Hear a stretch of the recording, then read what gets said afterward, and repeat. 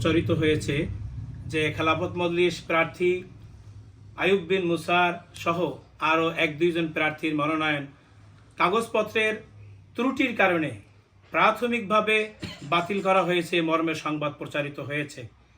আমি ব্যক্তিগতভাবে ও সমস্ত প্রিন্ট মিডিয়ার এবং ইলেকট্রনিক্স মিডিয়ার আমার প্রিয় সাংবাদিক ভাইদের সাথে আমি যোগাযোগ করেছি, তাদেরকে লিঙ্কগুলো দিয়েছি।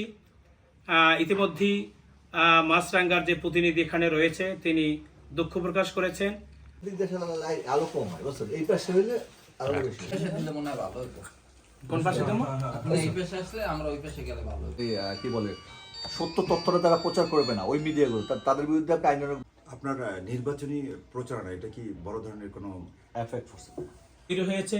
আমি মনে করি এটা এই সুষ্ঠু নির্বাচনে